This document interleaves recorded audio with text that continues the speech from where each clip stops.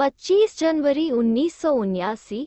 सम्मान देना ही सम्मान लेना है। आज भाग्य विधाता बाप सर्व भाग्यशाली बच्चों का विशेष एक बात का आदि से अब तक का रिकॉर्ड लेखा देख रहे थे। कौन सी बात का? रिगार्ड, सम्मान का रिकॉर्ड देख रहे थे। रिगार्ड भी विशेष ब्राह्मण जीवन के चढ़ती कला का साधन है। जो रिगार्ड देते हैं वही विशेष आत्मा वर्तमान समय और जन्म जन्मांतर भी अन्य आत्माओं द्वारा रिगार्ड लेने के पात्र बनते हैं। बाप दादा भी साकार सृष्टि पर पाठ बजाते आदि काल से पहले बच्चों को रिगार्ड दिया। बच्चों को स्वयं से भी श्रेष्ठ मानकर बच्चों के आगे समर्पण हुआ। पहले बच्चे पीछे बाप, बच्चे सिर के ताज बनते, बच्चे ही डबल पूज्य बनते, बच्चे ही बाप को प्रत्यक्ष करने के निमित्त बनते हैं। बाप ने भी आदिकाल से रिगार्ड रखा। ऐसे ही फॉलो फादर करने वाले बच्चे आदिकाल से अपना रिगार्ड का रिकॉर्ड बहुत अच्छा रखते आए हैं। हर एक अपने आप को चेक करो कि हमारा रिकॉर्ड अब तक कैसा रहा। रिकॉर्ड रखने के लिए पहली बात है बाप में रिगार्ड, दूसरी बात बाप द्वारा मिली हुई नॉलेज का रिगार्ड, तीसरी बात स्वयं का रिगार्ड, चौथी बात जो भी आत्माएं चाहे ब्राह्मण परिवार व अन्य आत्माएं जो भी संपर्क में आती है उन आत्माओं के प्रति आत्मा का रिगार्ड।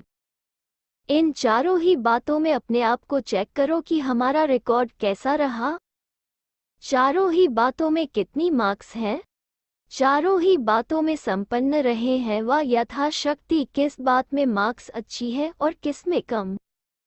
पहली बात बाप का रिगार्ड अर्थात सदा जो है जैसा है वैसे स्वरूप से यथार्थ पहचान से बाप के साथ सर्व संबंधों की मर्यादाओं को निभाना। बाप के संबंध का रिगार्ड है फॉलो फादर करना। शिक्षक के संबंध का रिगार्ड है सदा पढ़ाई में रेगुलर और पंक्चुअल रहना, पढ़ाई की सर्व सब्जेक्ट में फुल अटेंशन देना। सतगुरु के संबंध में रिगार्ड रखना अर्थात सतगुरु की आज्ञा देह सहित देह के सर्व संबंध भूलकर देही स्वरूप अर्थात सतगुरु के समान निराकारी स्थिति में स्थिति रहना।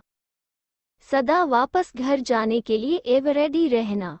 ऐसे ही साजन के संबंध का रिगार्ड हर संकल्प और सेकंड में उसी एक की लगन में आशिक रहना। तुम्ही से खाऊं, तुम्ही से हर कार्य में सदा संग रहूं, इस वफादारी को निभाना। सखा व बंधु के संबंध का रिगार्ड अर्थात सदा अपना सर्व बातों में साथीपन का अनुभव करना। ऐसे सर्व संबंधों का नाता निभाना ही रिगार्ड रखना है। रिगार्ड रखना अर्थात जैसे कहावत है एक बाप दूसरा न कोई, बाप ने कहा और बच्चे ने किया। कदम के ऊपर कदम रख चलना। मनमत व परमत बुद्धि द्वारा ऐसे समाप्त हो जाए जैसे कोई चीज होती ही नहीं। मनमत व परमत को संकल्प से टच करना भी स्वप्न मात्र भी न हो अर्थात अविद्या हो। सिर्फ एक ही श्रीमत बुद्धि में हो। सुनो तो भी बाप से, बोलो तो भी बाप का, देखो तो भी बाप को, चलो तो भी बाप के साथ, सोचो तो भी बाप की बातें सोचो, करो तो भी बाप के सुनाए हुए श्रेष्ठ कर्म करो। इसको कहा जाता है बाप के रिगार्ड का रिकॉर्ड। ऐसे चेक करो कि पहली बात में रिकॉर्ड फर्स्ट क्लास रहा है व सेकंड क्लास, अखंड रहा है व खंडित हुआ है, अटल रहा है या माया की परिस्थितियों प्रमाण रिगार्ड का रिकॉर्ड हलचल में रहा है। लकीर सदा सीधी रही है व टेढ़ी बांकी भी रही है। दूसरी बात नॉलेज का रिगार्ड अर्थात आदि से अभी तक जो भी महावाक्य उच्चारण हुए उन हर महावाक्य में अटल निश्चय हो। कैसे होगा, कब होगा, होना तो चाहिए, है तो सत्य।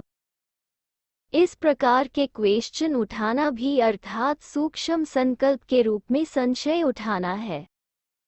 यह भी नॉलेज का डिसरिगार्ड है। आजकल के अल्पकाल के चमत्कार दिखाने वाले अर्थात बाप से वंचित करने वाले, यथार्थ से दूर करने वाले नामधारी महान आत्माएं उन्हों के लिए भी सतवचन महाराज कहते हैं। तो सतगुरु जो महान आत्माओं का भी रचयिता परम पिता है, उसकी सत्य नॉलेज में क्वेश्चन करना व संकल्प उठाना, यह भी रॉयल रूप का संशय अर्थात डिसरिगार्ड है। एक क्वेश्चन होता है स्पष्ट करने के लिए, दूसरा क्वेश्चन होता है सूक्ष्म संशय के आधार से, इसको कहा जाता है डिसरिगार्ड। बाप तो ऐसे कहते हैं लेकिन होना असंभव है व मुश्किल है। ऐसा संकल्प भी किस खाते में जाएगा, यह चेक करो। तीसरी बात, स्वयं का रिगार्ड। इसमें भी बाप द्वारा इस अलौकिक श्रेष्ठ जीवन व ब्राह्मण जीवन के जो भी टाइटल हैं व अनेक गुणों और कर्तव्य के आधार पर जो स्वरूप व स्थिति का गायन है, जैसे स्वदर्शन चक्रधारी, ज्ञान स्वरूप, प्रेम स्वरूप, फरिश्तेपन की स्थिति, जो बाप ने नॉलेज के आधार पर टाइटल दिए हैं, ऐसे अपने को अनुभव करना व ऐसी स्थिति में स्थित रहना। जो हूँ वैसा अपने को समझकर चलना। जो हूँ अर्थात श्रेष्ठ आत्मा हूँ, डायरेक्ट बाप की संतान हूँ, बेहद के प्रॉपर्टी की अधिकारी हूँ, मास्टर सर्वशक्तिमान हूँ, ऐसे जो हूँ वैसे समझकर चलना, इसको कहा जाता है स्वयं का रिगार्ड। मैं तो कमजोर हूँ, मेरी हिम्मत नहीं है, बाप कहते हैं, लेकिन मैं नहीं बन सकती, मेरा ड्रामा में पार्ट ही पीछे का है, जितना है उतना ही अच्छा है, ऐसे स्वयं से दिल शिकस्त होते, यह भी स्वयं का डिसरिगार्ड है। यह भी चेक करो कि स्वयं के रिगार्ड का रिकॉर्ड क्या रहा। चौथी बात, आत्माओं द्वारा संबंध व संपर्क वाली आत्माओं का रिगार्ड। इसका अर्थ है हर आत्मा को, चाहे ब्राह्मण आत्मा चाहे अज्ञानी आत्मा हो, लेकिन हर आत्मा के प्रति श्रेष्ठ भावना अर्थात ऊंचा उठाने की व आगे बढ़ाने की भावना हो, विश्व कल्याण की कामना हो, इसी धारणा से हर आत्मा से संपर्क में आना, यह है रिगार्ड रखना। सदा आत्मा के गुणों व विशेषताओं को देखना, अवगुण को देखते हुए न देखना व उससे भी ऊंचा अपनी शुभ वृत्ति से व शुभ चित्तक स्थिति से अन्य के अवगुण को भी परिवर्तन करना, इसको कहा जाता है आत्मा का आत्मा प्रति रिगार्ड। सदा अपने स्मृति की समर्थी द्वारा अन्य आत्माओं का सहयोगी बनना, यह है रिगार्ड। सदा पहले आप का मंत्र, संकल्प और कर्म मिलाना, किसी की भी कमजोरी व अवगुण को अपनी कमजोरी व अवगुण समझ वर्णन करने के बजाय व फैलाने के बजाय समाना और परिवर्तन करना, यह है रिगार्ड। किसी की भी कमजोरी की बड़ी बात को छोटा करना, पहाड़ को राय बनाना चाहिए, न कि राय को पहाड़ बनाना है, इसको कहा जाता है रिगार्ड। दिल शिकस्त को शक्तिवान बनाना, संग के रंग में नहीं आना, सदा उमंग उल्लास में लाना, इसको कहा जाता है रिगार्ड। ऐसे इस चौथी बात में भी चेक करो कि इसमें भी कितनी मार्क्स हैं। समझा कैसे रिगार्ड देना है। ऐसे चारों ही बातों में रिगार्ड अच्छा रखने वाले विश्व की आत्माओं द्वारा रिगार्ड लेने के पात्र बनते हैं, अर्थात अब विश्व कल्याणकारी रूप में और भविष्य विश्व महाराजन के रूप में और मध्य में श्रेष्ठ पूज्य के रूप में प्रसिद्ध होते हैं। तो विश्व महाराजन बनने के लिए रिकॉर्ड भी ऐसा बनाओ। रिगार्ड रखना अर्थात रिगार्ड लेना है। देना लेना हो जाता है, 1 देना और 10 पाना है। सहज हुआ ना। कर्नाटक वाले सदा बाप के स्नेहमूर्त रहते हैं। कर्नाटक की धरनी बहुत सहज है, भावना के कारण धरनी फलीभूत है, इसलिए वृद्धि बहुत होती है। कर्नाटक की धरनी को सहज संदेश मिलने का ड्रामा अनुसार वरदान है। विशेष आत्माएं भी इस धरनी से सहज निकल सकती हैं। लेकिन अभी आगे क्या करना है? जो वृद्धि होती है उसको विधिपूर्वक चलाना, सर्वशक्तियों के आधार से पालना में सदा महावीर बनना है। स्नेह और शक्ति का बैलेंस रखना, यह विशेषता लानी है। वैसे भोलानाथ बाप के भोले बच्चे अच्छे हैं, परवाने अच्छे हैं, बाप दादा को पसंद हैं। अभी बाप पसंद के साथ लोग पसंद भी बनना है। अच्छा, ऐसे सदा बाप को फॉलो करने वाले, आज्ञाकारी, वफादार, फरमानबरदार, सदा महादानी वरदानी अर्थात विश्व कल्याणकारी, हर आत्मा को रिगार्ड दे आगे बढ़ाने वाले, सदा शुभचिंतक आत्माओं को बाप दादा का याद प्यार और नमस्ते। ओम शांति। पार्टियों से मुलाकात। 1। सभी अपने को होली हंस समझते हो? होली हंस अर्थात जो सदा व्यर्थ को छोड़ समर्थ को अपनाने वाले हों। वो हंस क्षीर और नीर को अलग अलग करता है, लेकिन होली हंस व्यर्थ और समर्थ अलग कर व्यर्थ को छोड़ देंगे, समर्थ को अपनाएंगे।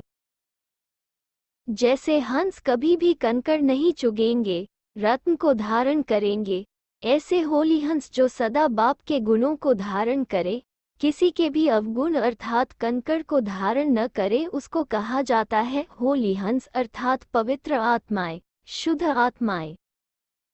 जैसा शुद्ध आत्मा होगा वैसा उसका आहार व्यवहार भी शुद्ध होगा। होली हंस का आहार भी शुद्ध, व्यवहार भी शुद्ध। अशुद्धि खत्म हो जाती है क्योंकि शुद्ध दुनिया में जा रहे हैं, जहां अपवित्रता व अशुद्धि का नाम निशान भी नहीं।